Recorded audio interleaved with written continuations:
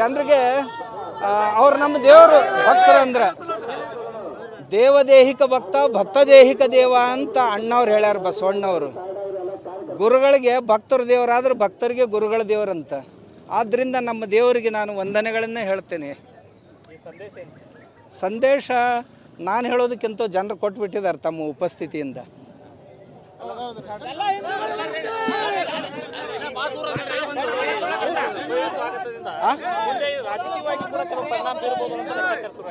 ಅದು ರಾಜಕೀಯವಾಗಿ ಎಂಥ ಪರಿಣಾಮ ಬೀರ್ತಾವೆ ನಿಮಗೆ ಗೊತ್ತು ಮಾರೆ, ನಮಗಂತೂ ಗೊತ್ತಿಲ್ಲ. ನಾವು ಭಕ್ತಿ ಕ್ಷೇತ್ರದ ಜನ, ನಾವು ಭಕ್ತಿ ಕ್ಷೇತ್ರ ಮತ್ತು ನಮ್ಮ ಧರ್ಮ ರಕ್ಷಣೆ ನಮ್ಮ ಕರ್ತವ್ಯ. ನಾವು ಧರ್ಮ ರಕ್ಷಣೆಗೆ ಬಂದವರೇ ಹೊರತು ರಾಜಕಾರಣದಲ್ಲಿ ಏನಾಗುತ್ತೆ ಅಂತ ನೋಡ್ಲಿಕ್ಕೆ ಬಂದವರಲ್ಲ, ಮತ್ತು ರಾಜಕೀಯ ಬದಲಾವಣೆಯನ್ನು ಮಾಡ್ಲಿಕ್ಕೆ ಬಂದವರಲ್ಲ. ಯಾರು ಧರ್ಮವನ್ನು ವಿರೋಧಿಸ್ತಾರೆ ಅವ್ರು ಹಾಳಾಗಿ ಹೋಗ್ತಾರೆ ಅಷ್ಟೇ. ಅಲ್ಲ, ನಿಮ್ಮನ್ನ ನಿರ್ಬಂಧ ಹಾಕಿದಲ್ಲಿ ಭಕ್ತರಿಗೆ ಬಹಳಷ್ಟು ಇಲ್ಲಿ ಸಮಸ್ಯೆ ಆಗಿತ್ತು. ಹೌದು ಜಿಲ್ಲೆಯಲ್ಲಿ ಹೌದು. ಭಕ್ತರಿಗೆ ಏನು ಹೇಳಕ್ಕೆ ಇಷ್ಟಪಡ್ತೀರಿ? ಭಕ್ತರಿಗೆ ತಮ್ಮ ಈ ಪ್ರೀತಿ, ತಮ್ಮ ಈ ವಿಶ್ವಾಸ, ಶ್ರದ್ಧೆ ಹೀಗೆ ಇರಲಿ. ಹೀಗಿತ್ತು ಅಂತಂದ್ರೆ ಯಾವ ಕಳ್ಳರು ನಿಮ್ಗೇನು ಮಾಡ್ಲಿಕ್ಕೆ ಸಾಧ್ಯ ಇಲ್ಲ ಅಂತ ಒಂದು ಮೆಸೇಜ್ ಹೋಗುತ್ತೆ. ಅದನ್ನೇ ನಾನು ಈ ಶ್ರದ್ಧೆ ಭಕ್ತಿಗಳನ್ನು ಇದೇ ರೀತಿಯಾಗಿ ಇಟ್ಕೊಂಡು ಹೋಗೋಣ. ನಮ್ಮ ಪ್ರೀತಿ ವಿಶ್ವಾಸಗಳಲ್ಲಿ ಯಾವುದೇ ಬಿರುಕು ಬರಬಾರ್ದು. ಆ ರೀತಿ ದೇವರು ನಮಗೆ ಬುದ್ಧಿ ಕೊಡಬೇಕು. ಭಕ್ತರ ಪ್ರೀತಿ ವಿಶ್ವಾಸಗಳಂತೇನಿವೆ ಅವುಗಳಿಗಾಗಿ ದೇವರು ಅವರಿಗೆ ಒಳ್ಳೆ ಶಕ್ತಿ ಸಾಮರ್ಥ್ಯವನ್ನು ನೀಡಬೇಕು. ಯಾವಾಗಲೂ ಧರ್ಮ ರಕ್ಷಣೆ ಬರೀ ಸ್ವಾಮಿಗಳಿಂದಲ್ಲ, ಈ ಭಕ್ತರಿಂದನೇ ಆಗೋದು. ಭಕ್ತರು ಈ ರೀತಿಯಾಗಿ ನಿಂತರೆ ಅವ್ಯಾವ ಧರ್ಮ ಹೊಡಿಲಿಕ್ಕೆ ಬರೋ ಅದು ಯಾರಿಗೆ? ಬಬಲೇಶ್ವರದವ್ರು ಕರೆದ್ರು ಬಬಲೇಶ್ವರಕ್ಕೆ ಬಂದೀವಿ. ನಾಳೆ ನೀವು ಕರೀರಿ, ನಿಮ್ಮ ಊರಿಗೆ ಬರ್ತೀವಿ. ಇಲ್ಲಿ ವಿಜಯಪುರ ಬಬಲೇಶ್ವರ ಜನ ಅಂದರು ಇಲ್ಲೇ ಬರ್ರಿ, ಇಲ್ಲೇ ಮಾಡೋಣ ಅಂದರು, ಇಲ್ಲೇ ಮಾಡಿದ್ದೀವಿ.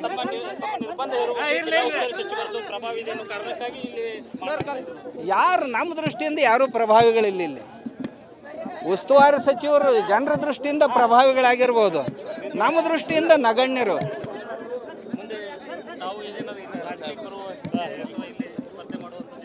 ನಾನು ಅಲ್ಲೋ ಇನೈಗರ ಹೇಳಿದ್ನಲ್ಲ, ನಾ ಸ್ವಭಾವದ ಮನುಷ್ಯ ಅಲ್ಲ. ನಾನು ಧರ್ಮಕ್ಷೇತ್ರ ಬಿಟ್ಟು ಮತ್ತೇನು ಮಾಡೋವಲ್ಲ. ಹಸಿವೆಂಬ ಹೆಬ್ಬಾವು ಬಂದು ಬಶಿರ ಬಡಿದೊಡೆ ವಿಷವೇರಿತ್ತಯ್ಯ ಅಪಾದ ಮಸ್ತಕಕ್ಕೆ. ಹಸಿವಿಗನ್ನವನಿಕ್ಕಿ ವಿಷವನಿಳುಹಬಲ್ಲಡೆ ವಸುದೆಯೊಳಗಾತನೇ ಗಾರುಡಿಗ ಕಾಣ ರಾಮನಾಥ.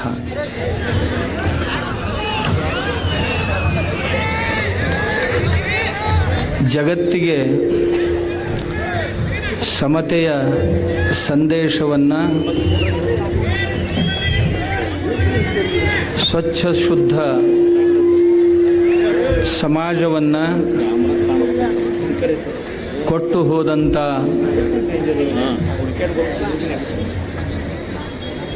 ದಿಟ್ಟ ಯೋಗಿ ಜಗದ್ಗುರು ಬಸವೇಶ್ವರರ ಶ್ರೀ ಸನ್ನಿಧಿಗೆ ವಂದಿಸುತ್ತಾ,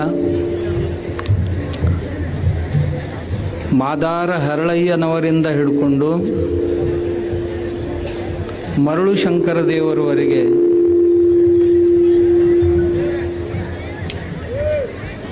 ಎಲ್ಲ ಶರಣ ಬಳಗ ಯಾವ ಸಮಾಜವನ್ನು, ಅಪೇಕ್ಷಿತ ಸಮಾಜವನ್ನು ನಿರ್ಮಿಸುವಲ್ಲಿ ತನ್ನ ಯೋಗದಾನವನ್ನು ನೀಡಿತೋ ಆ ಎಲ್ಲ ಶರಣರ ಶ್ರೀ ಸನ್ನಿಧಿಗೆ ವಂದಿಸುತ್ತಾ, ವೇದಿಕೆಯ ಮೇಲೆ ಉಪಾಸೀನರಾಗಿ ನಮ್ಮೆಲ್ಲರಿಗೂ ಆಶೀರ್ವಚನಗಳನ್ನು ನೀಡಿದಂಥ ಹಿರಿಯರಾದ ಮಾರ್ಗದರ್ಶಕರು ಆದಂಥ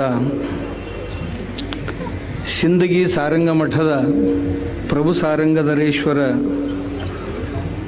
ಶ್ರೀಗಳೇ ಆದಿಯಾಗಿ ಎಲ್ಲ ಪೂಜ್ಯಪಾದರ ಮಾತೆಯರ ಚರಣಗಳಲ್ಲಿ ಪ್ರಣಾಮಗಳನ್ನು ಹೇಳ್ತಾ, ಆಸೀನರಾಗಿರುವಂಥ ರಾಜನೈತಿಕ ಕ್ಷೇತ್ರದ ಎಲ್ಲ ಹಿರಿಯರಲ್ಲಿ, ಎದುರಿಗೆ ಉಪಸ್ಥಿತರು ಇರುವಂಥ ಎಲ್ಲ ಶರಣ ತಂದೆ ತಾಯಿಗಳಲ್ಲಿ ಅನಂತ ಶರಣು ಶರಣಾರ್ಥಿಗಳು. ಇವತ್ತ ನಾಳೆ ಅನ್ಕೊಂತ ಕಡೆಗೆ ಇವತ್ತು ಸೇರಿವೆಲ್ಲರೂ. ಇದು ಬಹಳ ಪೂರ್ವದಲ್ಲಿ ಆಗಬೇಕಾದಂಥ ಸಮಾವೇಶ ಆಗಿತ್ತು. ಇದರೊಳಗೆ ಬಹಳ ಮಂದಿ ಬಂದಿರಿ. ಕೆಲವು ಮಂದಿ ಈ ಕಾಡಸಿದ್ದೇಶ್ವರ ಸ್ವಾಮಿ ಹಿಂಗೆ ಮಾತಾಡ್ತಾನಂದ್ರೆ ಹೆಂಗಾರ ಅದಾನ ನೋಡೋಣಂತ ಬಂದವರು ಒಂದಿಷ್ಟು ಮಂದಿ ಅದ್ರಿ.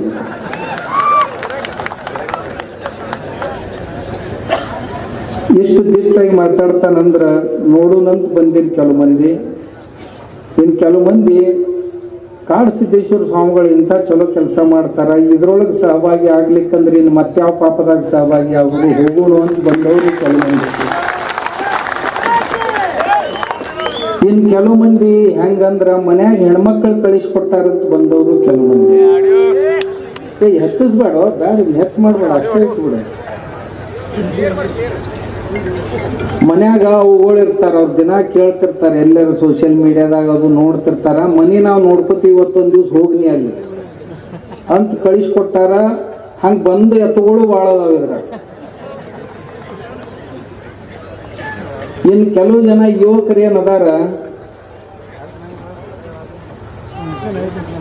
ಇಷ್ಟು ಮಂದಿ ಅಪ್ಪಗಳು ಬಂದಾರ, ಎಲ್ಲರದು ದರ್ಶನ ಆಕೈತಿ, ಎಲ್ಲರದು ಮಾರ್ಗದರ್ಶನ ಆಕೈತಿ. ಮತ್ತು ನಾವು ನಮ್ಮ ಧರ್ಮ ಉಳಿಸಕ್ಕೆ ಹೋಗ್ಲಿಲ್ಲ ಅಂದ್ರೆ ಏನು ಮಸೀದಿಗೆ ಹೋಗಿ ನಮಾಜ್ ಮಾಡೋದೈತೇನು ಅಂತ ತಿಳ್ಕೊಂಡು ಈ ಸಮಾವೇಶಕ್ಕೆ ಬಂದವರು ಬಹಳ ಮಂದಿ. ನಿಮ್ಮೆಲ್ಲರಿಗೂ ತುಂಬ ಹೃದಯದ ವಂದನೆಗಳು. ಎಲ್ಲ ಪೂಜ್ಯರು ಮಾತಾಡ್ಯಾರ. ಮೊದಲನೇದ್ದು,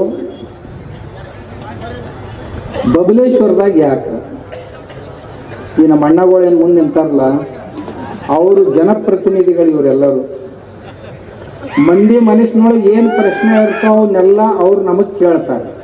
ಕೇಳಿ ಉತ್ತರ ಕೊಡುವಂಥ ಜವಾಬ್ದಾರಿ ಅವ್ರ ಮೇಲೆ ಇರ್ತೈತಿ. ಹೊಕ್ಕಿರಪ್ಪ, ಆ ಎಲ್ಲರನ್ನೂ ಕೇಳ್ರಿ ಬಬಲೇಶ್ವರದಾಗ ಯಾಕೆ. ಅದಕ್ಕೆ ನಮ್ಮ ಪೂರ್ವದಲ್ಲಿ ಬಹಳ ಮಂದಿ ಮಹಾತ್ಮರು ಉತ್ತರನೂ ಕೊಟ್ಟಾರ. ನಾವೇನು ಎತ್ಕೊಂಡವ್ರು ಕೂಸಪ್ಪ, ಯಾರು ಕರೀತಾರ ಅವ್ರಂತಲ್ಲಿ ಹೋಗ್ತೀವಿ. ಅದಕ್ಕೆ ಇಲ್ಲಿಯವ್ರು ಬಾ ಅಂದರು, ಇಲ್ಲಿ ಬಂದೀವಿ ಅಷ್ಟೇ. ನೀವೇನು ತಿಳ್ಕೊಂಡ್ರಿ, ಯಾರನ್ನಾರ ಹಣ್ಯಾಕೆ ಬಂದೀವಿ ಅಂತಾರೇನು? ನಿಮ್ಮ ಕಿವಿ ಅದರ ಸಲುವಾಗಿ ಭಾಳ ನಿಗರಿ ಕುಂತಿರ್ತಾವೆ. ಅವನು ಹಣ್ಯಾಕೆ ಬಂದಾರೇನು, ಇವನು ಹಣ್ಯಾಕೆ ಬಂದ. ನಾವು ಯಾರನ್ನೂ ಹಣ್ಯಾಕೆ ಬಂದವ್ರಲ್ಲ ಶಿವಾಯನ್ಮ. ದೇವ್ರ ಹಣಿತಾನೆ, ಯಾರನ್ನ ಹಣಿಬೇಕು ಅವ್ರನ್ನ, ನಾವು ಹಣೆಯವರಲ್ಲ. ನಾವು ದೇವರಲ್ಲಿ ಪ್ರಾರ್ಥನಾ ಮಾಡ್ಕೊಳ್ಳೋರು. ಎಲ್ಲ ನಮ್ಮ ಜನಸಾಗರ ಬಂದೈತಿ. ಬಸವಾದಿ ಶರಣರು ಹಿಂದೂ ಬೃಹತ್ ಸಮಾವೇಶ ಅಂತ ಹಿಂಗ್ಯಾಕೆ ಹೆಸರು ಕೊಟ್ರಿ ಅಂತೂ ನಮ್ಮನ್ನು ಕೇಳ್ಯಾರ ನಮ್ಮ ಅಣ್ಣಗಳೆಲ್ಲರೂ. ಮತ್ತೇನು ಹಿಂದೂ ಸಮಾವೇಶ ಅಂದ್ರೆ ನಡೀತಿತ್ತಲ್ಲ, ಬಸವಾದಿ ಶರಣರು ಇದೇನು ವಿಚಿತ್ರ ಅನ್ನಿಸ್ತೈತ್ರಿ ನಮ್ಗೆ ಅಂತ ಅಂತಾರೆ. ಯಾಕಂದ್ರೆ ಬಸವಾದಿ ಶರಣರ ಮ್ಯಾಗ ಕೆಲವು ಮಂದಿ ಪೇಟೆಂಟ್ ಮಾಡ್ಕೊಂಡಾರ. ಅವ್ರ ಬಗ್ಗೆ ನಾವು ಅಷ್ಟ ಮಾತಾಡೋರು, ಜಗತ್ನಾಗ ಮತ್ತೊಬ್ಬರಿಗೆ ಯಾರಿಗೆ ಅವ್ರ ಮ್ಯಾಗ ಅಧಿಕಾರ ಇಲ್ಲ ಅನ್ನುವಂಥ ಒಂದು ತಿಳುವಳಿಕೆಯನ್ನು, ತಪ್ಪು ತಿಳುವಳಿಕೆಯನ್ನು ಸಮಾಜದೊಳಗೆ ನಿರ್ಮಾಣ ಮಾಡ್ಯಾರ. ಆ ತಪ್ಪು ತಿಳುವಳಿಕೆಯನ್ನು ತೆಗೆದು ಹಾಕುವ ಸಲುವಾಗಿನ ಬಸವಾದಿ ಶರಣರ ಬೃಹತ್ ಹಿಂದೂ ಸಮಾವೇಶ ಇದು. ಯಾಕಂದ್ರೆ ಬಸವಾದಿ ಶರಣರು ಯಾರ ಅಪ್ಪನ ಸೊತ್ತು ಅಲ್ಲ. ಒಂದ ಮಾತ 10 ಸಾರಿ ಮಾತಾಡಿದ ಕೂಡಲೇ ನಾವು ಅದರ ಮಾಲೀಕರಾಗ್ತೀವಿ ಅಂತ ದಯವಿಟ್ಟು ಯಾರೂ ಭಾವಿಸಬಾರ್ದು. ಯಾರ ತತ್ವಗಳು ಜಗತ್ತಿಗೆ ಜಗನ್ಮಾನ್ಯ ಆಗ್ತಾವು ಅವ್ರು ಎಲ್ಲರಿಗೂ ಅಷ್ಟೇ.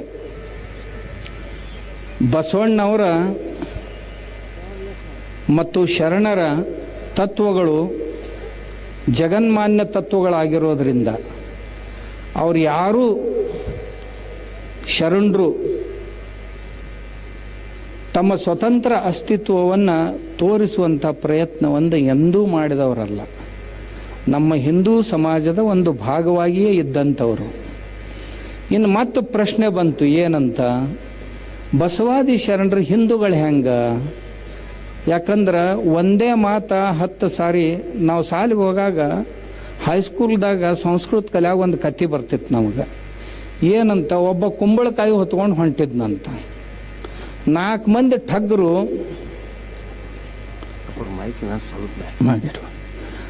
4 ಮಂದಿ ಠಗ್ಗರು ಕುಂಬಳಕಾಯಿ ಒಗಸ್ಬೇಕು ತಗೊಂಡು ಹೋಗ್ಬೇಕಂದ್ರಂತ.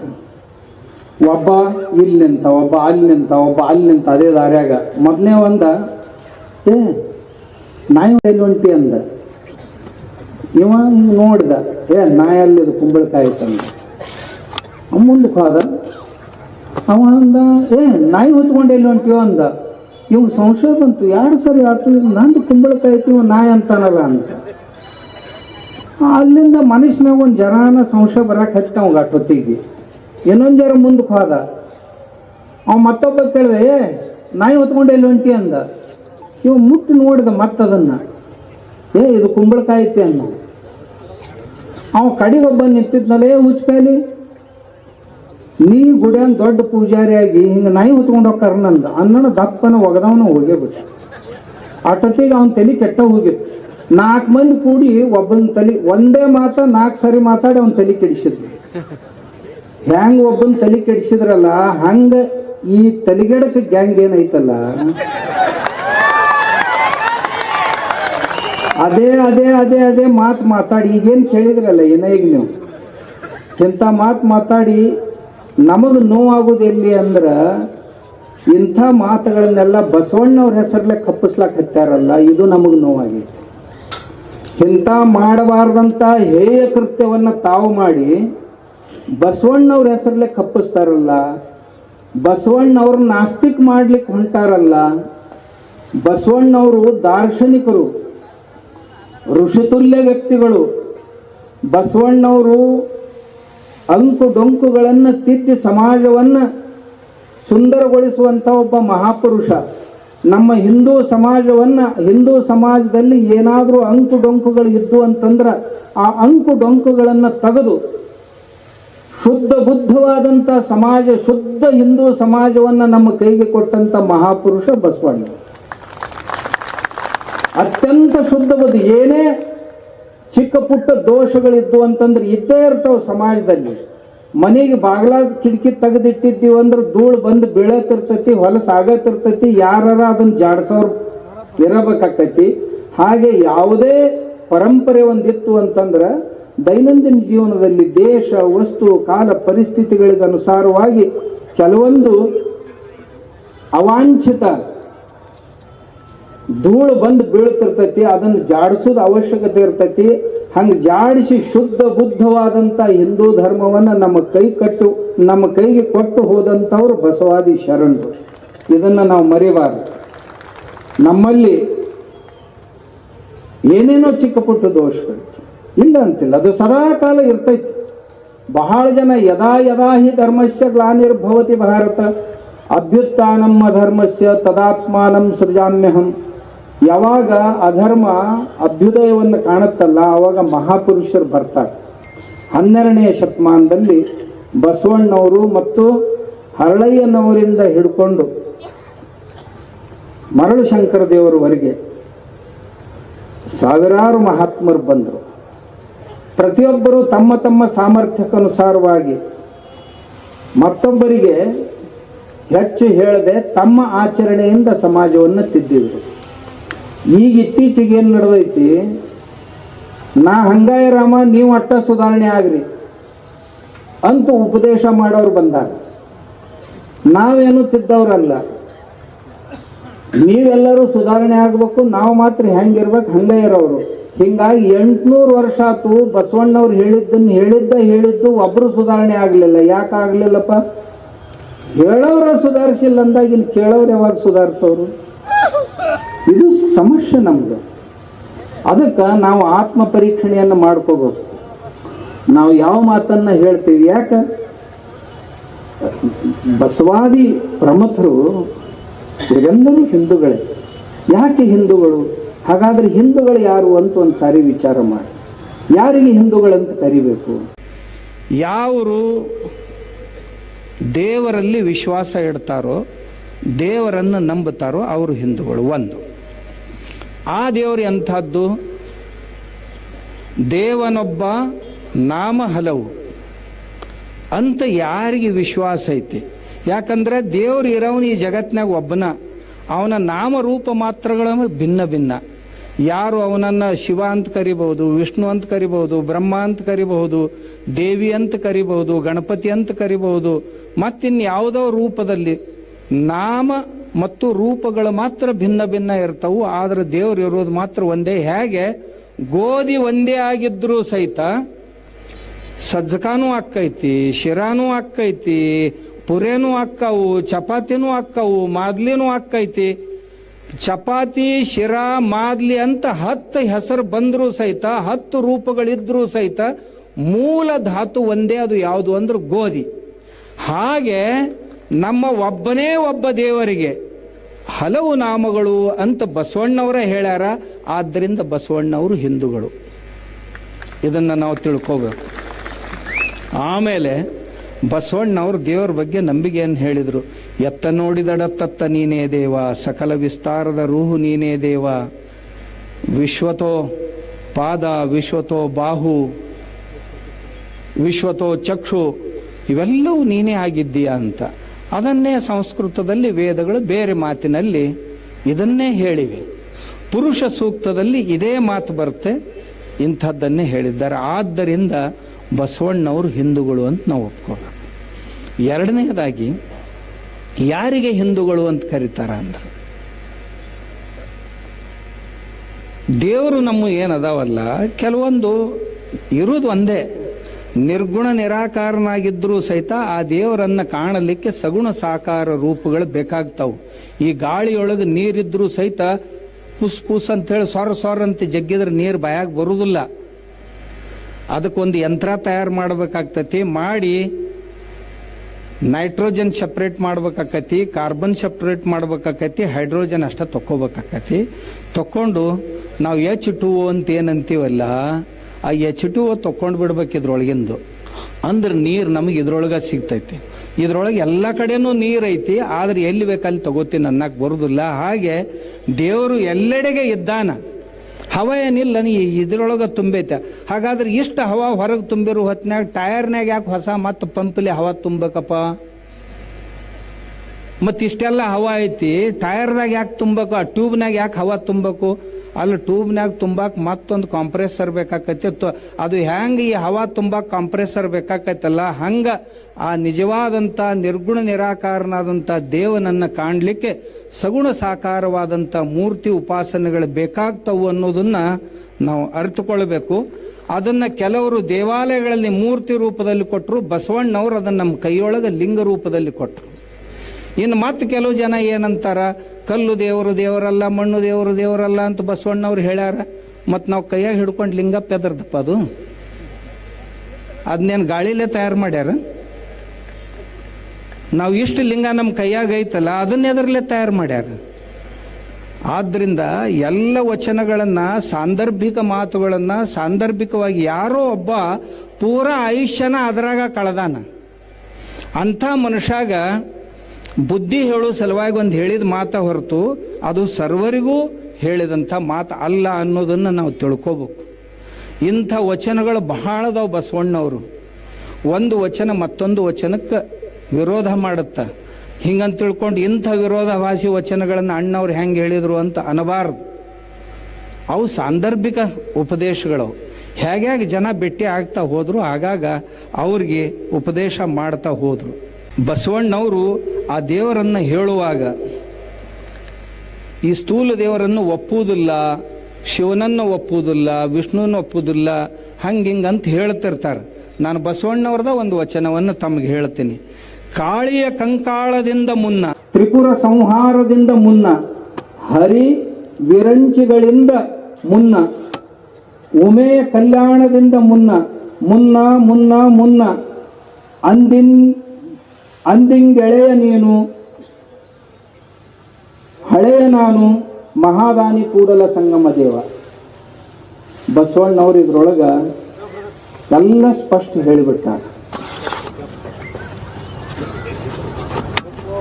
ಒಬ್ಬವ ರುಂಡಮಾಲೆ ಹಾಕೊಂಡಿದ್ನಂತ.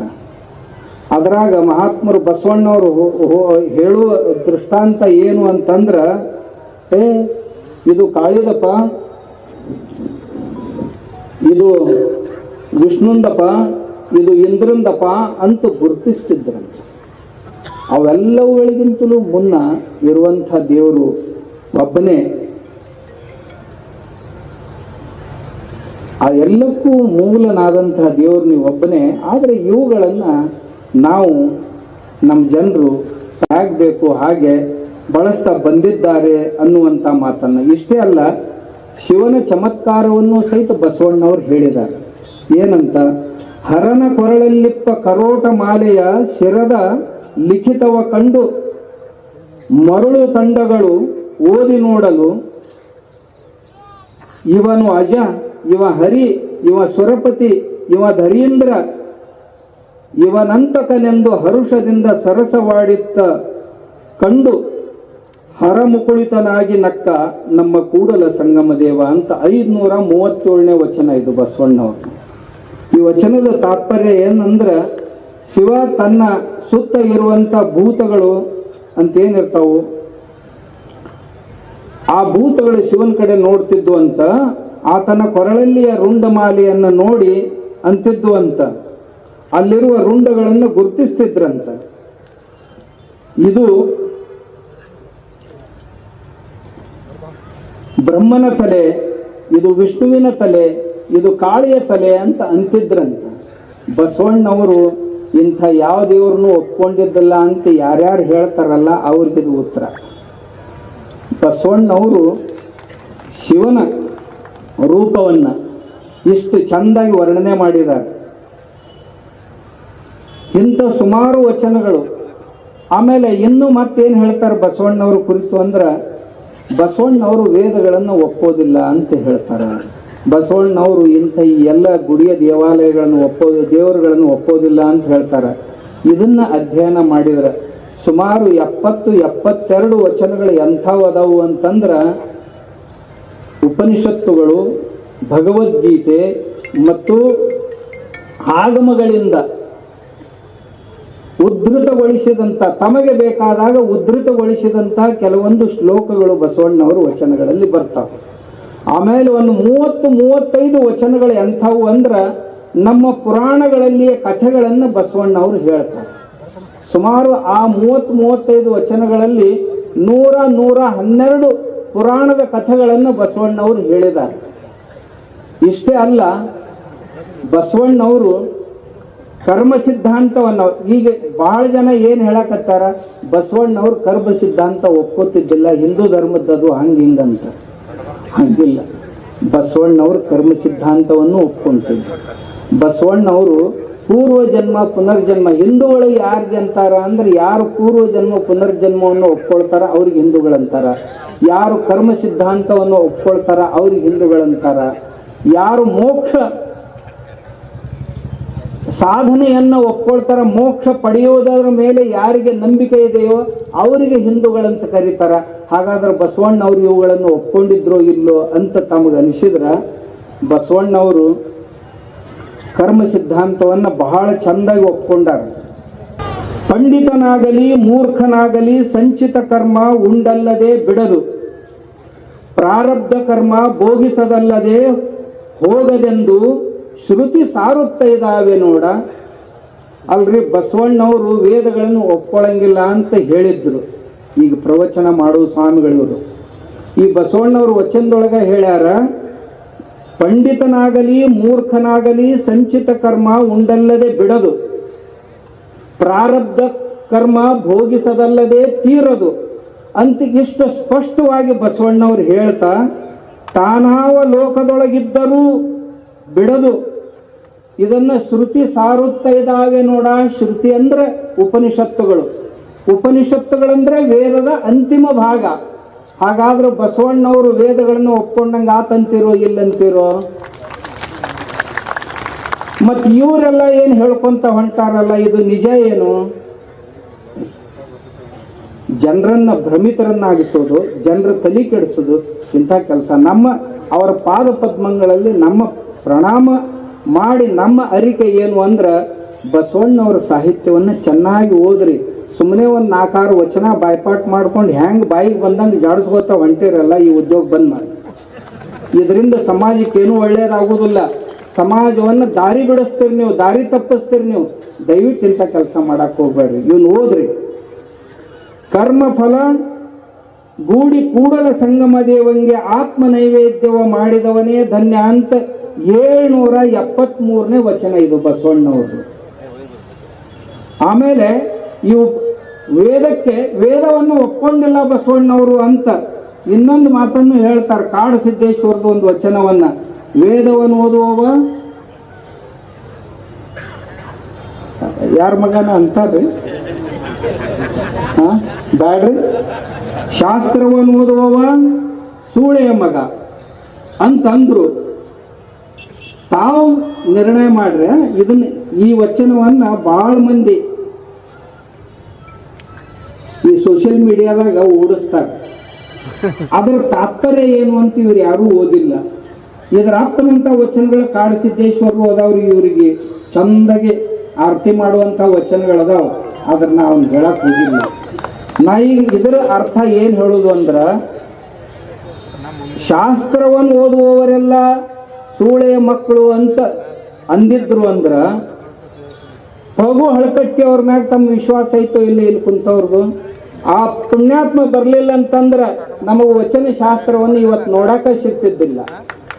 ಆ ಮನುಷ್ಯ ಇಡೀ ತನ್ನ ಜೀವನವನ್ನ ವಚನ ಶಾಸ್ತ್ರಗಳ ವಚನದ ಕಟ್ಟುಗಳನ್ನು ಊರೂರಿಗೆ ಹೋಗಿ ತಂದು ತನ್ನದೇ ಆದಂತ ಪ್ರಿಂಟಿಂಗ್ ಪ್ರೆಸ್ನಲ್ಲಿ ಮುದ್ರಿಸಿ ಈ ನಾಡಿಗೆ ನೀಡಿದವನು. ಶರಣರನ್ನ ಪರಿಚಯಿಸಿದವರು ಯಾರಾದರೂ ಇದ್ರೆ ನಮ್ಮ ವಚನ ಪಿತಾಮಹ ಪಗು ಹಳಕಟ್ಟಿಯವರು. ಆ ಹಳಕಟ್ಟಿಯವರು ತಾವು ರಚಿಸಿದಂತ ಆ ಪುಸ್ತಕಕ್ಕೊಂದು ಹೆಸರು ಕೊಟ್ಟಾರೆ, ವಚನ ಶಾಸ್ತ್ರ ಸಾರ ಅಂತ. ಅಂದ್ರೆ ವಚನಗಳಿಗೆ ಶಾಸ್ತ್ರ ಅಂದ್ರಂತಿರೋ ಇಲ್ಲಂತಿರೋ ಅಂದ್ರಲ್ಲ. ಹಾಗಾದ್ರೆ ಈ ಶಾಸ್ತ್ರ ಓದೋರಿಗೆ ಏನಂತೀರಿ? ನಾ ಅನ್ನೋದಿಲ್ಲ. ಈಗಾಗಲೇ ಅಂದಿದ್ರಲ್ಲ, ಅದನ್ನ ಅಟ್ಟ ಹೇಳಿದೆ, ಈಗ ನಾ ಅನ್ನೋದಿಲ್ಲ. ಇವರು ಒಬ್ಬರ ಅಂದಿಲ್ಲ. ಮತ್ತೆ ಇದು ವಚನವೂ ಶಾಸ್ತ್ರವೇ. ಯಾವಾಗ ಕ್ರಮ ಬರುತ್ತಲ್ಲ, ಸ್ಥಳಕಟ್ಟುಗಳ ಮೇಲೆ ಮಾತಾಡಕ್ ಹೋಗ್ತೀವಲ್ಲ, ಅವಾಗ ಅದು ಶಾಸ್ತ್ರ ಆಗಿಬಿಡ್ತದೆ.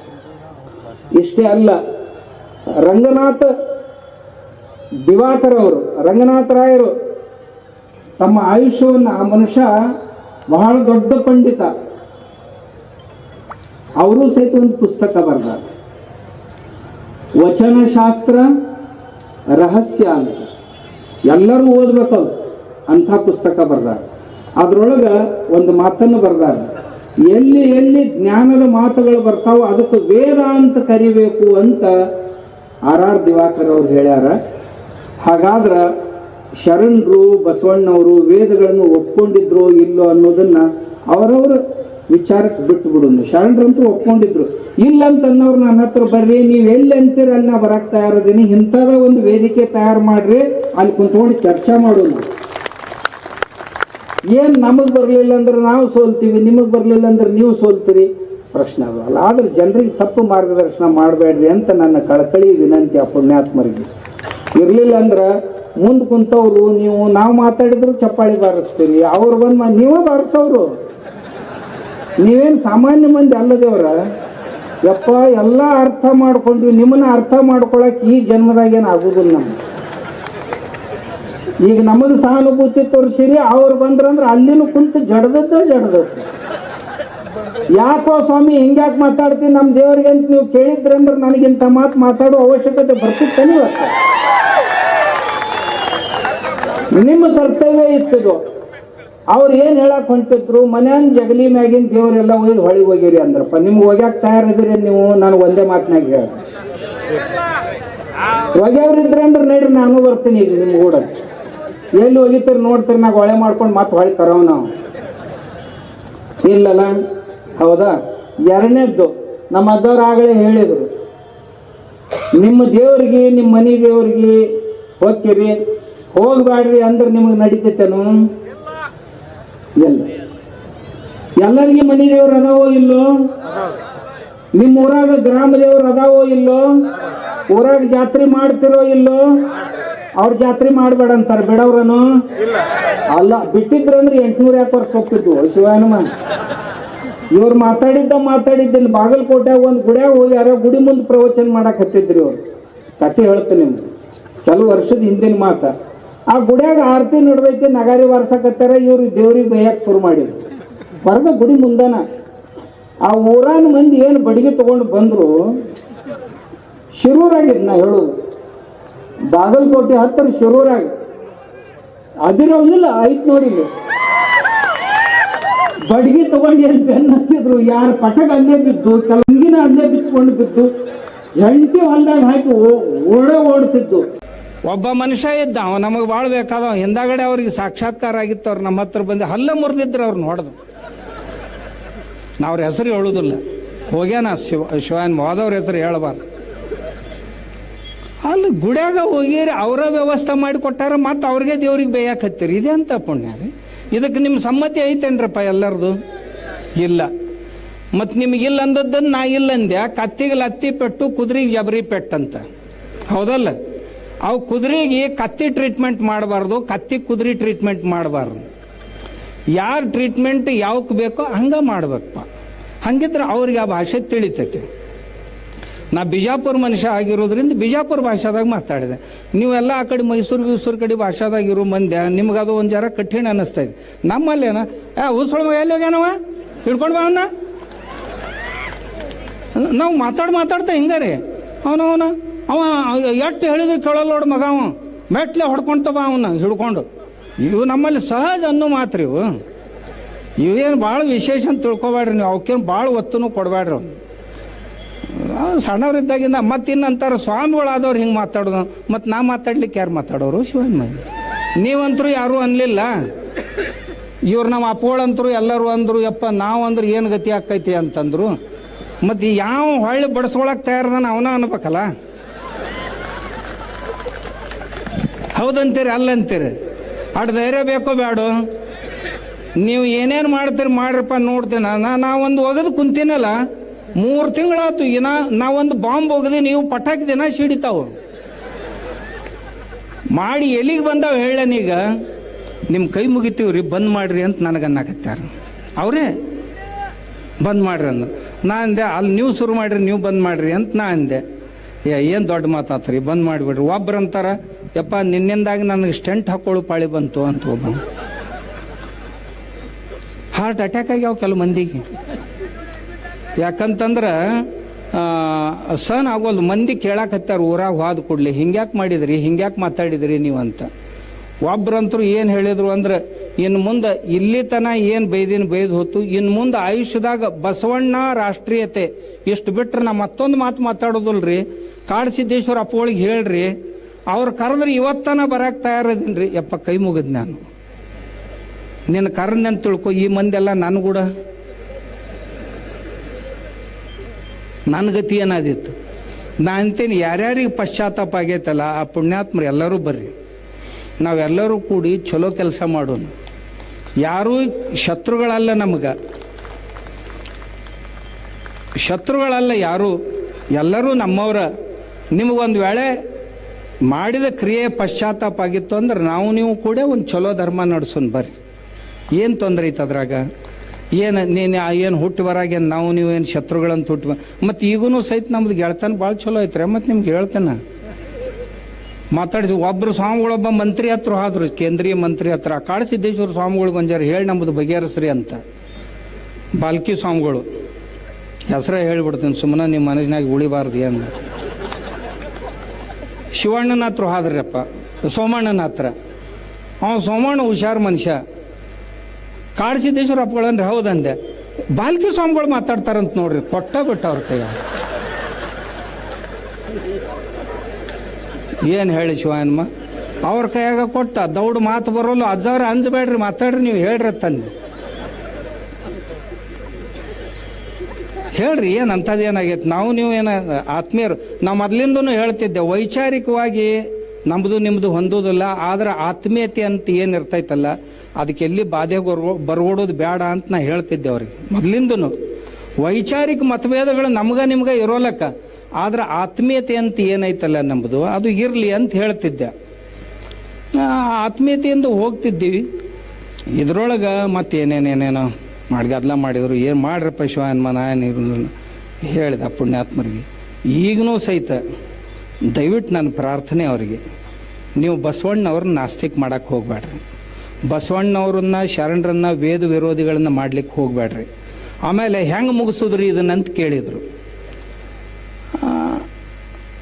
ನಾನು ಒಂದೇ ಪ್ರಾರ್ಥನೆ ಅವ್ರ ಎದುರಿಗೆ ಇಟ್ಟೆ. ಏನಂತ, ನೀವೇನು ಈ ಸಮಾಜ ಒಡ್ಯಾಕೆ ಹೊಂಟಿರಲ್ಲ, ಒಂದೇ ಬಸವಣ್ಣವರು ಎಲ್ಲರನ್ನೂ ಕೂಡಿಸೋ ಕೆಲಸ ಮಾಡಿದರು.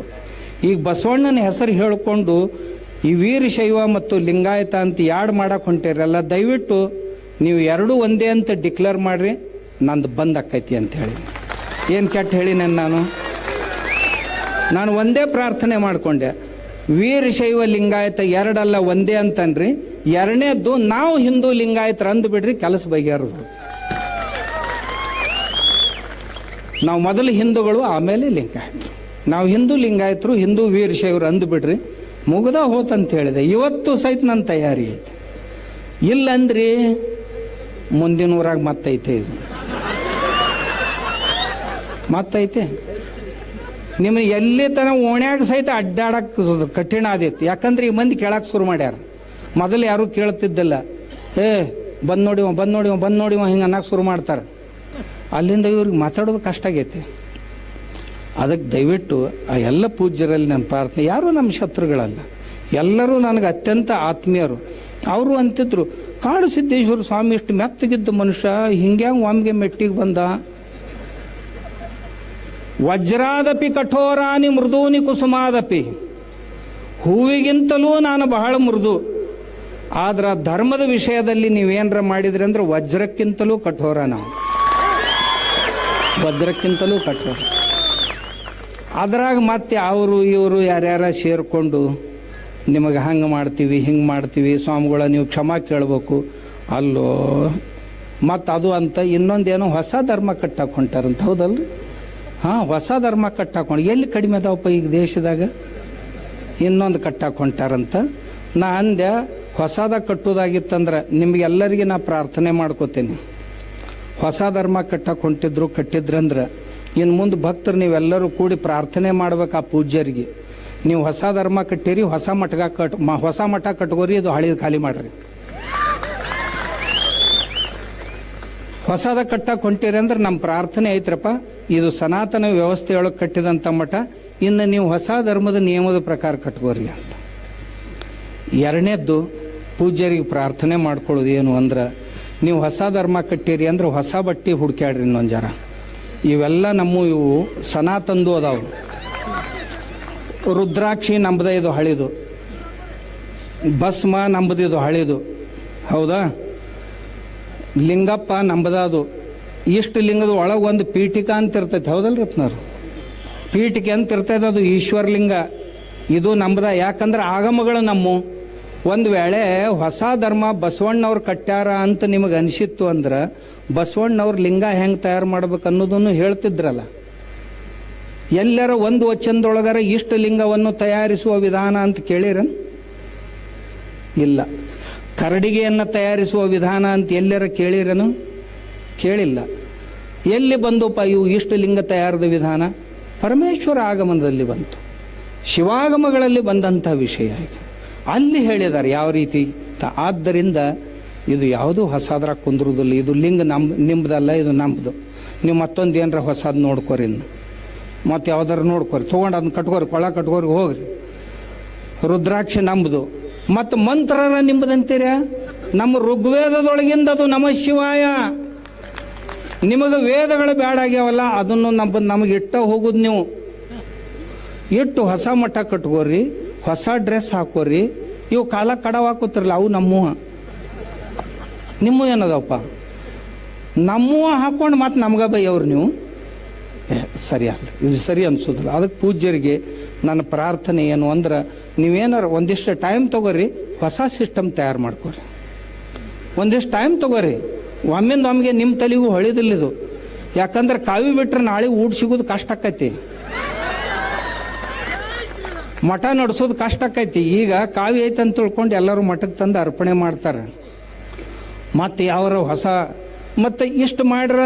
ನನಗೊಬ್ಬರು ಸಿಂಧುನೂರಾಗ ಒಂದು 10-12 ಮಂದಿ ಒಂದು 25 ಮಂದಿ ಬಂದಿದ್ದರು. ಸ್ವಾಮಿಗಳು ನೀವು ಹಿಂಗೆ ಮಾತಾಡಿರಿ, ನಿಮ್ಮದು ವಿರುದ್ಧ ಐತ. ಆಯ್ತಪ್ಪ, ನೀವೇನು ಮಾಡ್ತೀರಿ ಅಂತ ಕೇಳಿದೆ. ನಾವೆಲ್ಲ ನಿವೃತ್ತರದೀವ್ರಿ ಅಂದ. ಏನೇನು ಮಾಡ್ತೀರಪ್ಪ? ನಾವು ಒಬ್ಬ ಅಂದನ ಶಿಕ್ಷಕ ಇದ್ದನ್ರಿ, ಒಬ್ಬ ಇಂಜಿನಿಯರ್ ಇದ್ದೆ ಅಂದ, ಮತ್ತೊಬ್ಬ ಮತ್ತೇನಿದ್ದ.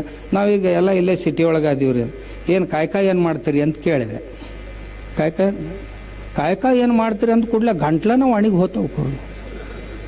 ರಿಟೈರ್ ಆಗ್ಯಾರ ಅವ್ರು ಕಾಯ್ಕ ಮಾಡಿ. ಈಗೇನೂ ಇಲ್ಲ, ಕಾಯ್ಕ ಏನು ಮಾಡ್ತೀರಿ? ಈಗೇನು ಮಾಡೋದ್ರಿ? ರಿಟೈರ್ ಆಗಿವಿ ಅಂದರು. ಮತ್ತು ಉಣಬಾರ್ದು ನೀವೀಗ ಅಂದ. ಬಸವಣ್ಣವ್ರು ಏನು ಹೇಳ್ಯಾರ? ಕಾಯ್ಕ ಮಾಡ್ಲಾರ್ದ ಊಟ ಮಾಡಬಾರ್ದು, ಹೌದಲ್ಲ? ಊಟ ಮಾಡಬಾರ್ದು. ಆಮ್ಯಾಗ ಹೊನ್ನಿನೊಳಗೊಂದೊರೆಯ, ಅನ್ನದೊಳಗೊಂದಗುಳ, ವಸ್ತ್ರದೊಳಗೊಂದೆಳೆಯ, ಇಂದಿಂಗೆ ನಾಳಿಂಗೆ ಬೇಕೆಂದೆನಾದಡಿ ನಿಮ್ಮಾಣೆ ನಿಮ್ಮ ಪ್ರಮಥರಾಣೆ. ಬಸವಣ್ಣವ್ರು ಹೇಳ್ಯಾರ. ನಾಳೆಗೆ ಅಂತ ಒಂದು ಗುಂಜಿನೂ ಇಟ್ಕೋಬಾರ್ದು ಮನ್ಯಾಗ. ಇವತ್ತು ಸಂಜೆಗೆ ಎಲ್ಲ ಪಾತ್ರೆ ತೊಳೆದು ಜಳ ಮಾಡಿ ಮರುದಿವ್ಸ ಮತ್ತೆ ಹೋಗಿ ಕಾಯ್ಕ ಮಾಡಬೇಕು, ತರಬೇಕು, ತಂದು ಉಂಡು ಮತ್ತೆ ದಾಸೋಹ ಮಾಡ್ಬೇಕು. ಎಷ್ಟು ಮಂದಿ ದಾಸೋಹ ಮಾಡ್ತಿರಪ್ಪ ಇದ್ರಾಗತ್ ಕೇಳಿದ್ನ ಅವ್ರಿಗೆ. ದಾಸೋಹ ನಾವೆಲ್ಲಿ ಮಾಡ್ತೀವ್ರಿ, ನಮಗೆ ಈಗ ಹೆಂಗೆ ಮಾಡಕ್ಕೆ ಬರ್ತೈತೆ ಅವನು. ಮತ್ತು ಬಸವ ತತ್ವ ಪಾಲನೆ ಮಾಡಕ್ಕೆ ಹೊಂಟಿರೋದಿಲ್ಲ ನೀವು ಅಂತ ಕೇಳಿ. ಮುಟ್ಟಾಳ್ರದಿರಿ ನೀವೆಲ್ಲ. ಬಸವಣ್ಣನ ಹೆಸರು ಹೇಳ್ಕೊಂಡು ಬಸವಣ್ಣವ್ರ ಹೆಸರು ಕೆಡ್ಸಕ್ಕೆ ಹೊಂಟಂಥ ಮೂರ್ಖರದಿರಿ ನೀವು ಅಂತ ಹೇಳಿದ್ನಿ ಅವ್ರು. ಬಸವಣ್ಣವ್ರು ಹೇಳ್ಯಾರಿಲ್ಲ ದಾಸೋಹ ಮಾಡ್ಬೇಕು ದಿನಾಲು ಅಂತ. ಯಾಕೆ ಮಾಡೋದಿಲ್ಲಪ್ಪ ನೀವು? ಬಸವಣ್ಣವ್ರು ಕಾಯ್ಕ ಮಾಡ್ಬೇಕಂತ ಹೇಳ್ಯಾರ, ನೀವು ಕುಂತುಣ್ತೀರಿ. ಕಾಯ್ಕ ಹೆಂಗೆ ಆಗೋದಿಲ್ಲ. ಬಸವಣ್ಣವ್ರ ಸಮಾನತೆಯನ್ನು ಹೇಳ್ಯಾರ. ನಾ ಅವ್ರಿಗೆ ಕೇಳಿದೆ, ಮಕ್ಕಳು ಮರಿ ಎಸ್ ಅದಾವ ಅಂತ ಕೇಳಿದೆ. ಅಣ್ಣ ನನಗೆ 3 ಮಕ್ಕಳು ಅದಾವ್ರಿ, ನನಗೆ 2 ಅದಾವ್ರಿ, ಒಬ್ಬ 4 ಅದಾವ ಅಂದ. ಮದುವೆ ಆಗ್ಯಾವ್ರಿ, ಎಲ್ಲರೂ ಮದುವೆ ಆಗಿ ಮೊಮ್ಮಕ್ಕಳು ಅದಾವ್ರಿ ಮನ್ಯಾಗಂದ. ಹಾಗಾದ್ರೆ ಬಸವಣ್ಣವ್ರ ತತ್ವದ ಪ್ರಕಾರ ಎಷ್ಟು ಮಂದಿ ಮಕ್ಕಳು ಮದುವೆ ಮಾಡಿರಿ ಅಂದರು. ಎಲ್ಲ ಬಸವ ತತ್ವದ ಪ್ರಕಾರನ ನಾವು ಇದನ್ನು ಮಾಡೀವ್ರಿ, ಹೂವು ವಿವಾಹ ಹಾಕಿ ಎಲ್ಲ ಮಾಡೀವಿ. ಅದು ಅಲ್ಲಪ್ಪ ಬಸವ ತತ್ವ. ಹರಳಯ್ಯ ಮಧುವರ್ಸರ್ ಮಕ್ಕಳು ಮದುವೆ ಮಾಡಿದ್ರಲ್ಲ, ಹಂಗೆ ನಿಮ್ಮ ಮಕ್ಕಳದ್ದು ಎಷ್ಟು ಮಂದಿ ಮಾಡಿರಿ? ನಿಮ್ಮ ಮಕ್ಕಳದ್ದು ಎಷ್ಟು ಮಂದಿ ಇಂಥ ಮದುವೆ ಮಾಡಿರಿ ಅಂತ ಪ್ರಸಂಗ ಬಂದಿಲ್ಲ ಬಿಡ್ರಿ. ಯಾಕ ಪ್ರಯತ್ನ ಮಾಡಕ್ ಬರ್ತಿದ್ದಿಲ್ಲ? ಒಬ್ಬ ಮಾದಾರ ಹರಳಯ್ಯನ ಮಗಳು ಸಿಗ್ತಿದ್ದಿಲ್ಲ ನಿನಗೆ ಸೊಸಿ ಅಂತ ತಗೊಳಕ್. ಇರ್ಲಿಲ್ಲ ಅಂದ್ರೆ ಹರಳಯ್ಯನ ಮಗ ಶೀಲವಂತ ಒಬ್ಬ ಸಿಗ್ತಿದ್ದಿಲ್ಲ ನಿನಗ ನಿನ್ನ ಮಗಳು ಕೊಡ್ಲಾಕ. ಬರೇ ಬಾಯಿಂದ ಮಾತಾಡ್ತೀರಿ ನೀವು. ದಯವಿಟ್ಟು ಈ ಬುಡ್ಬುಡಿಕೆ ಕೆಲಸ ಬಿಡಿ. ಅವ ಬುಡ್ಬುಡಿಗೆ ಏನು ಹೇಳ್ತಾನೆ, ನಿಂದು ಹಂಗಾಕೈತಿ, ನಿಂದು ಹಿಂಗಾಕೈತಿ, ₹1 ಕೊಡುವ ತನ್ನ ಮಕ್ಕಳ. ಅಲ್ಲಿ ನಿನಗೆಲ್ಲ ಎಷ್ಟು ಮುಂದಿನ ತಿಳಿತಂದ್ರೆ ನೀ ಯಾಕೆ ₹1 ಕಡ್ಡಾಡ್ತೀವಪ್ಪ? ಅದಕ್ಕೆ ಇದನ್ನು ಮಾಡಕ್ಕೆ ಹೋಗ್ಬಾರ್ದು. ಸರಿ, ಇದನ್ನು ಬಿಟ್ಟು ನಿಜವಾದ ಬಸವಣ್ಣವ್ರ ಜೀವನ ಬದುಕತ್ತೆ. ನಾ ಸ್ವಾಮಿಗಳಿಗೆ ಕೇಳಿದೆ, ನೀವೇನು ಕಾಯ್ಕ ಮಾಡ್ತೀರಿ ಅಂತ. ಏನಿಲ್ಲ, ಕಾಯ್ಕದ ಏನೂ ಇಲ್ಲ. ಪ್ರಸಾದ ಮಾಡ್ತೀವಿ, ಮಾಡಿಸ್ಬೇಕು. ಪ್ರಸಾದ ಮಾಡಕ್ಕೆ ಹೇಳಿಲ್ಲ ಬಸವಣ್ಣವರು. ಪ್ರಸಾದ ಮಾಡಿಸ್ರಿ ಅಂತ ಹೇಳ್ಯಾರ, ದಾಸೋಹ ಮಾಡಿಸ್ರಿ ಅಂತ ಹೇಳ್ಯಾರ. ಇವ್ರು ತಾವ ಹೊಡಿತಾರೆ. ಅದಕ್ಕೆ ದಯವಿಟ್ಟು ಪೂಜ್ಯರಲ್ಲಿಯೂ ನಾನು ಅವ್ರಿಗೆ ಕೇಳ್ಕೊಂಡೆ, ನೀವು ಕಾಯ್ಕ ಮಾಡ್ರಿ. ನಿಜವಾದ ಬಸವ ತತ್ವ ಆಚರಣೆ ಮಾಡುವವ್ರು ನಾವು. ಬರ್ರಿ ನಮ್ಮ ಹೊಲದಾಗ ನಾ ಹೊಲ ಮಾಡ್ತೀನಿ, ದಿನ ಆಕಳಿ ಸಗಣಿ ತೆಗಿತೀನಿ, ಹಾಲು ಹಿಂಡ್ತೀನಿ, ಸ್ವಾಮಿ ಆಗಿದ್ದರೂ ಸಹಿತ ಎಲ್ಲಕ್ಕೂ ಸೇವಾ ಮಾಡ್ತೀನಿ. ಮಠದಾಗ ನಿತ್ಯ ಪ್ರಸಾದ ಮಾಡಿ ದಿನ 4,000 ಮಂದಿ 6,000 ಮಂದಿ ಪ್ರಸಾದ ಮಾಡ್ತಾರೆ, ದಾಸೋಹ ಮಾಡ್ತೀನ ಅಂತ ನಿಮಗೆ ಕೇಳುವ ಅಧಿಕಾರ ನನಗೈತೆ ಅಂತ ಹೇಳಿದ್ನ. ಇರಲಿ, ನಾನೇ ಮಾಡಲಿಲ್ಲ ಅಂದ್ರೆ ನಿಮ್ಗೆ ಹೆಂಗೆ ಕೇಳೋಣ? ಬರ್ರಿ, ನಾ ವರ್ಷ 4 ಲಗ್ನ ಮಾಡಿಸ್ತೀನಿ. ಯಾರು ಲವ್ ಮ್ಯಾರೇಜ್ ಮಾಡ್ಕೊಂಡವರು ಅಲ್ಲ. ನಾನೇ ಹೇಳ್ತೀನಿ ಭಕ್ತರಿಗೆ, 40% ಭಕ್ತರು ನಮಗೆ ದಲಿತರದಾರ, ನಮ್ಮ ಶಿಷ್ಯರ. ಅವ್ರ ಹುಡುಗ್ಯಾರನ್ನ ಅವ್ರಿಗೆ ಕೊಡಿಸ್ತೀನಿ, ಅವ್ರ ಹುಡುಗ್ಯಾರನ್ನ ಅವ್ರಿಗೆ ಲಗ್ನ ಮಾಡಿಸ್ತೀನಿ ನಾನು. ಬರ್ರಿ ನೀವು ಮಾಡಿಸ್ತೀರಿ ನೋಡೋಣ ಬರ್ರಿ ಅಂತ. ನಾವು ಮೊನ್ನೆ ಒಂದು ಮಾಡಿದ್ದೀವಿ ರೀ. ಅವರ ಇಬ್ಬರು ಲವ್ ಮಾಡ್ಕೊಂಡು ಬಂದಿದ್ರು, ಅಕ್ಕಿ ಕಾಳು ಒಗದು ಕಳಿಸ್ತೀವಿ ರೀ. ಅದಕ್ಕೆ ದಯವಿಟ್ಟು ಇಂಥದ್ದಕ್ಕೆ ತಾವು ಯಾರೂ ಕಿವಿ ಕೊಡಬಾರ್ದು ಅಂತ ಹೇಳ್ತಾ ಮಾತಾಡೋದೆಲ್ಲ ಭಾಳ ಐತೆ. ನಾ ಏನೋ ಹೊತ್ತೊಂಡು ತನ ಮಾತಾಡ್ತೇನೆ, ಮಾತ್ರ ಬಿಡುವುದಿಲ್ಲ. ಈ ವಿಷಯ ಬಂದದ್ದೇನಪ್ಪ, ಬಸವಾದಿ ಪ್ರಮಥರನ್ನ ತಪ್ಪಾಗಿ ಅರ್ಥೈಸಿ ಅವ್ರ ಬಗ್ಗೆ ತಪ್ಪು ತಿಳುವಳಿಕೆಯನ್ನು ಉಂಟು ಮಾಡ್ತಾ ಇದ್ದಾರಲ್ಲ, ಅದನ್ನೆಲ್ಲ ತೆಗೆದು ಹಾಕಿ ಶರಣರ ಕಾಯಕ, ಶರಣರ ದಾಸೋಹ, ಶರಣರ ಸಮಾನತೆ, ಶರಣರ ಪೂಜೆ, ಶರಣರ ನಿಷ್ಠೆ, ದೇವರಲ್ಲಿ ನಿಷ್ಠೆ. ಎಂಥ ದೇವ್ರಿ? ಪ್ರತಿಯೊಬ್ಬ ಶರಣರಿಗೂ ಸಹಿತ ಆಗ್ಲೇ ನಮ್ಮ ಪೂಜ್ಯರು ಹೇಳಿದರು, ಶಂಕರಾರೂಢ ಸ್ವಾಮಿಗಳು, ಎಲ್ಲ ಶರಣರಿಗೂ ಅವರ ವಚನಗಳ ಅಂಕಿತ ನಾಮ ಅವ್ರ ಮನಿ ದೇವರದವ್ರು. ಬಸವಣ್ಣವ್ರಿಗೆ ಕೂಡಲ ಸಂಗಯ್ಯ ಮಧ್ಯರಾತ್ರಿಯೊಳಗೆ ಕಲ್ಯಾಣ ಬಿಟ್ಟರು. ಈ ಹರಳಯ್ಯ ಮಧುವರಸರ ಮಕ್ಕಳ ಮದುವೆ ಆದ ನಂತರ ಬಿಡುವಂಥ ಪ್ರಸಂಗ ಬಂತು. ಯಾಕೆ ಬಸವಣ್ಣವ್ರಿಗೆ ಹೋಗ್ಬೇಕಂದ್ರೆ ಇಷ್ಟು ದೊಡ್ಡ ನಾಡು ಬಿದ್ದಿತ್ತು, ಹೋಗ್ಲಿಲ್ಲ. ಕೂಡಲ ಸಂಗಮಕ ಯಾಕೆ ಬಂದರಿ? ಇಷ್ಟು ದೇವರದು, ಅವ್ರ ಕುಲದೇವರದು. ಆ ಕುಲದೇವರ ಮೇಲೆ ಇರುವಂಥ ನಿಷ್ಠೆ ಮತ್ತೆ ಯಾವುದರ ಮೇಲೆ? ಮತ್ತು ಅದೇ ಕೂಡಲ ಸಂಗಪ್ಪಗ ಶಿವ ಅಂತ ಕರೆದ್ರು, ಅದಕ್ಕ ದೇವರು ಅಂತ ಕರೆದ್ರು ಎಲ್ಲರೂ. ಸೊಲ್ಲಾಪುರ ಸಿದ್ದರಾಮೇಶ್ವರರಿಗೆ ಅವ್ರ ವಚನಾಂಕಿತ ನೋಡಿದ್ರೆ ಕಪಿಲ ಸಿದ್ಧ, ಮಲ್ಲಿಕಾರ್ಜುನ ಶ್ರೀಶೈಲ ಮಲ್ಲಿಕಾರ್ಜುನನ ನನ್ನ ಆರಾಧ್ಯ ಅಂತ ಹೇಳ್ಕೊಂಡ್ರು. ಅಕ್ಕ ಮಹಾದೇವಿ ತನ್ನ ವಚನದಲ್ಲಿ ಅಂಕಿತ ಏನಿಟ್ಕೊಂಡ್ಲು ಅಂದ್ರೆ ಚನ್ನ ಮಲ್ಲಿಕಾರ್ಜುನ ಅಂದ್ರೆ ಶ್ರೀಶೈಲ ಮಲ್ಲಿಕಾರ್ಜುನ. ನಮ್ಮ ವಿಜಾಪುರದವರೇ ಆದಂತ ಹಾವಿನಾಳ ಕಲ್ಲಯ್ಯನವರು, ನೀವು ಇವತ್ತು ಹಾವಿನಾಳಕ್ಕೆ ಹೋಗ್ರಿ, ಕಲ್ಮೇಶ್ವರ ದೇವಸ್ಥಾನ ಐತಿ ನೋಡ್ರಿ ನೀವಾಗಿ. ಆ ಊರ ಗ್ರಾಮ ದೇವತೆನ ಅವ್ರದ್ದು ವಚನಾಂಕಿತವಾಗಿತ್ತು. ಎಲ್ಲ 770 ಶರಣರು ಏನು ವಚನ ಬರ್ದಾರ 700 ಮಂದಿ, ಎಲ್ಲರ ವಚನಾಂಕಿತಗಳು ಸಹಿತ ಅವ್ರ ಮನಿ ದೇವರ ಅವ್ರ ಗ್ರಾಮ ದೇವರ ಅದಾವ. ಆದ್ರಿಂದ ಎಲ್ಲ ಶರಣರು ಹಿಂದೂಗಳಾಗಿದ್ರು ಅಂತ ನನ್ನ ಸ್ಪಷ್ಟ ಅಭಿಪ್ರಾಯ. ನೀವು ಅವರನ್ನು ಒಯ್ದು ನಾಸ್ತಿಕರನ್ನಾಗಿ ಮಾಡಬೇಡ ದಯವಿಟ್ಟು. ಯಾವ ಶರಣರು ಪ್ರಾಸಂಗಿಕವಾಗಿ ಒಂದು 4-6 ಮಾತುಗಳು ಬಂದಿರ್ತಾವ, ಇಂಥವು ಬಂದಿರ್ತಾವಂತ. ಈಗ ಶಂಕರಾಚಾರ್ಯರು ಸಹಿತ ಬ್ರಹ್ಮ ಸತ್ಯಂ ಜಗನ್ಮಿಥ್ಯ ಜೀವೋ ಬ್ರಹ್ಮೈವನಾಪರ ಅಂತ ಹೇಳಿ, ಬ್ರಹ್ಮ ಒಂದೇ ಸತ್ಯ ಜಗತ್ತೆಲ್ಲ ಮಿಥ್ಯ ಅಂತ ಹೇಳಿದ್ರು. ಹೇಳಿ ಮತ್ತೇನಂದ್ರು, ಒಬ್ಬ ಮುದುಕ 96 ವರ್ಷ ಡುಕ್ರೀಕರಣೆ ಅಂತ ಧಾತು ಪಾಠ ಮಾಡ್ತಿದ್ದ. ಅಲ್ಲೋ 96 ವರ್ಷ ಆಗ್ಯಾವು, ಈಗ ವ್ಯಾಕರಣ ಬಾಯ್ಪಾಠ ಮಾಡಿ ಏನ್ ಮಾಡ್ಕೊಳವನೇನು? ಭಜ ಗೋವಿಂದಂ ಭಜ ಗೋವಿಂದಂ ಗೋವಿಂದಂ ಭಜ ಮೂಢಮತೆ. ಏ ಮೂಢ, ದೇವ್ರನ್ನ ಸ್ಮರಣೆ ಮಾಡು, ಈಗ ವ್ಯಾಕರಣ ಕಲ್ತಿನ್ನೇನ ಕುಣಿ ಹೊಂಟಿ ಈಗ ಅಂತ ಹೇಳಿದ ಮಾತೇ ಹೊರತು ಶಂಕರಾಚಾರ್ಯರು ಹಂಗಿದ್ರು ಹಿಂಗಿದ್ರು ಹಿಂಗಲ್ಲ. ಹಂಗೆ ನಮ್ಮ ಶರಣರು ಸಹಿತ ಅಲ್ಲಲ್ಲಿ ಪ್ರಾಸಂಗಿಕವಾದಂಥ ಉಪದೇಶಗಳನ್ನು ಮಾಡಿದಾರ.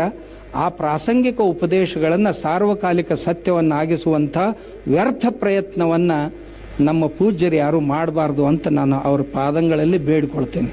ಆದ್ದರಿಂದ ನಮ್ಮ ಶರಣರು, ಬಸವಣ್ಣವರು, ಅವರೆಲ್ಲರೂ ಹಿಂದೂಗಳೇ ಅಷ್ಟೇ ಅಲ್ಲ. ನಾನು ಆಗಲೇ ಒಂದು ಮಾತು ಹೇಳ್ತಾ ಅರ್ಧ ಕುಳಿತು. ಕರ್ಮ ಸಿದ್ಧಾಂತವನ್ನು ಕುರಿತು, ಪೂರ್ವಜನ್ಮ ಪುನರ್ಜನ್ಮವನ್ನು ಕುರಿತು, ಬಸವಣ್ಣವರು ಪೂರ್ವಜನ್ಮ ಪುನರ್ಜನ್ಮ ಒಪ್ಕೊಳ್ತಿದ್ದಲ್ರಿ ಅಂತ ಹೇಳಿದ್ರು ಕೆಲವು ಜನ. ನಾನು ಅವ್ರು ಒಪ್ಕೊಂಡದ್ದನ್ನು ಅವ್ರದ್ದು ವಚನ ಹೇಳ್ತೀನಿ ನೋಡ್ರಿ. ಪಿಂಡಜ್ಞಾನ ಸ್ಥಳದಲ್ಲಿ 4ನೇ ವಚನ, ಅಯ್ಯ 7 ಜನ್ಮದಲ್ಲಿ ಶೋಭಕ್ತನಾಗಿ ಬಾರದಿರ್ದಡೆ ನಿಮ್ಮಾಣೆ ನಿಮ್ಮ ಪ್ರಮಥರಾಣೆ, ನಿಮ್ಮ ಪ್ರಸಾದ ಕಲ್ಲದೆ ಬಾಯ್ದೆರೆಯನಯ್ಯ.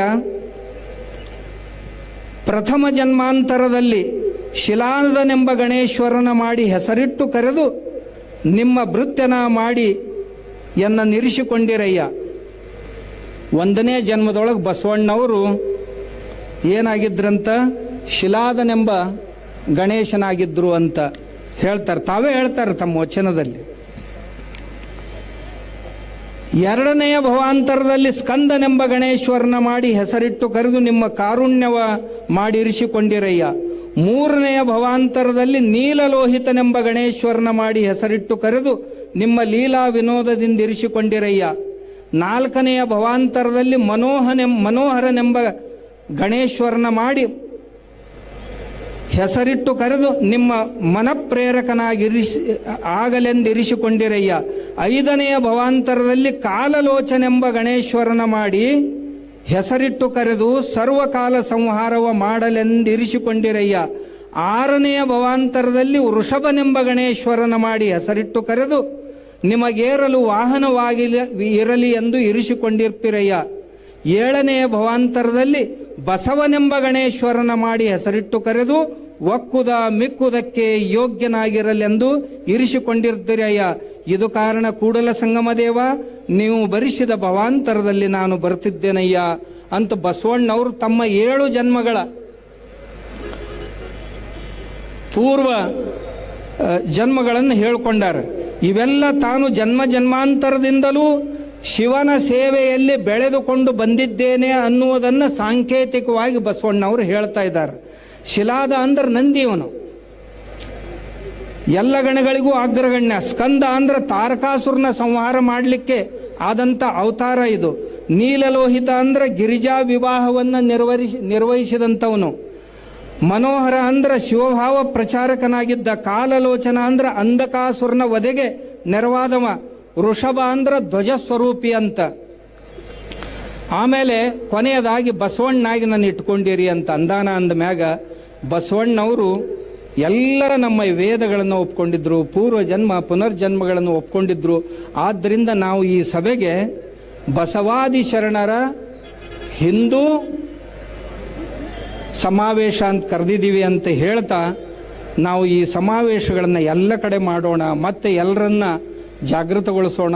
ಯಾರಿಗೆ ತಪ್ಪು ತಿಳುವಳಿಕೆಯನ್ನು ಕೊಟ್ಟಿದ್ರು ಅವರನ್ನು ತಿದ್ದೋಣ ಅಂತ ಹೇಳುವಲ್ಲಿಗೆ ನಾನು ನನ್ನ ಮಾತುಗಳನ್ನು ಮುಗಿಸ್ತೇನೆ.